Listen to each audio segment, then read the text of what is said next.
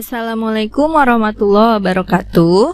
Kali ini bertemu lagi dengan Bu Meta dalam pelajaran Bahasa Indonesia tentang majas. Mari kita simak dua puisi berikut. Puisi pertama. Ombak memecah di tepi pantai, nyiur bergerak ditiup angin, di ruang angkasa awan bergelut. Puisi kedua. Ani, Aniku, di mana engkau? Suaramu masih kudengar, rupamu masih kulihat. Kemana melangkah engkau mengikut? Sultan Takdir Ali Syahbana. Dari dua puisi ini bisa kalian rasakan bahwa penulis menggunakan gaya bahasa yang menghidupkan kalimatnya sehingga pembaca menjadi lebih emosional. Nah, dalam bahasa Indonesia ada banyak sekali gaya bahasa. Di antaranya ada yang disebut dengan majas. Apa itu majas? Majas adalah sebuah gaya bahasa untuk menghidupkan sebuah kalimat dengan imajinatif dan kias. Kias itu artinya tidak sebenarnya atau konotasi.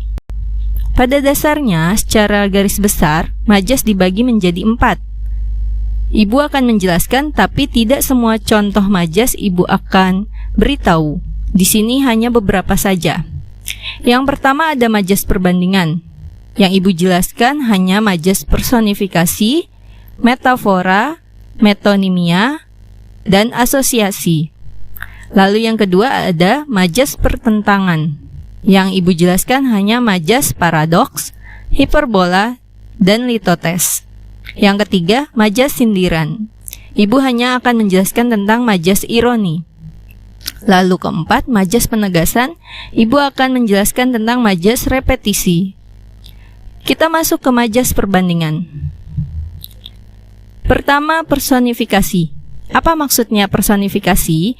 Yaitu mengungkapkan dengan menyampaikan bahwa benda mati atau tidak bernyawa bisa bertingkah laku seperti manusia. Contoh, angin yang meraung di tengah malam itu menambah ketakutan kami. Di sini Ibu tebalkan di bagian angin dan meraung, karena yang bisa meraung itu hanya manusia, angin tidak. Tapi agar lebih indah dibacanya, jadi seolah-olah angin itu meraung seperti manusia. Lalu yang kedua, ada metafora, yaitu perbandingan analogi. Analogi itu artinya sifatnya sama, dengan menghilangkan kata seperti, layaknya, bagaikan, dan lain-lain. Contohnya, cuaca mendung karena Raja Siang enggan menampakkan diri. Raja Siang di sini maksudnya adalah matahari, karena matahari ya seperti raja di siang hari, seperti itu. Lalu yang ketiga, majas metonimia, mengungkapkan penggunaan nama untuk benda lain yang menjadi merek, ciri khas, atau atribut. Tanpa sadari kalian sering nih menggunakannya. Contoh, kami ke rumah nenek naik kijang, padahal maksudnya naik mobil. Mobilnya merek Kijang. Atau kalian kalau beli minum, Bu beli Aqua, padahal maksudnya beli air mineral kemasan, bukan hanya Aqua. Lalu yang keempat ada majas asosiasi. Majas ini ditandai oleh penggunaan kata bagai, bagaikan, seumpama, seperti, dan laksana. Perbandingannya terhadap dua hal yang berbeda, tapi sengaja dianggap sama. Contoh, semangatnya keras, bagaikan baja. Yang kedua, majas pertentangan. Ada majas paradoks. Paradoks ini adalah menyatakan dua hal yang seolah-olah bertentangan, namun sebenarnya keduanya benar. Contohnya, hatinya sunyi tinggal di kota Jakarta yang ramai. Ada paradoks atau pertentangan, yaitu sunyi dan ramai. Lalu yang kedua, hiperbola. Ini adalah majas yang melebih-lebihkan kenyataan, sehingga kenyataan tersebut menjadi tidak masuk akal. Contoh, ibu terkejut setengah mati ketika mendengar anaknya kecelakaan. Padahal kan gak mungkin banget ya terkejut sampai mau mati kayak gitu. Ini hanya melebih-lebihkan saja.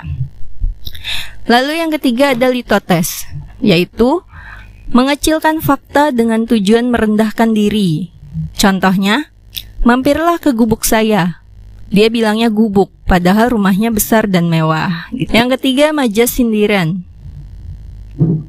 Di sini ada majas ironi, yaitu sindiran dengan menyembunyikan fakta yang sebenarnya dan mengatakan kebalikan dari fakta tersebut. Contohnya, kamu datang sangat tepat waktu ya, sudah 5 mobil tujuan kita melintas. Nah, itu sebenarnya dia lagi menyindir, kamu udah telat banget gitu. Atau bisa juga, tulisan kamu bagus sekali sampai aku nggak bisa baca. Nah, itu juga menyindir dengan majas ironi. Yang terakhir, majas penegasan. Di sini ada majas repetisi, yaitu perulangan kata, frase, dan klausa yang sama dalam suatu kalimat.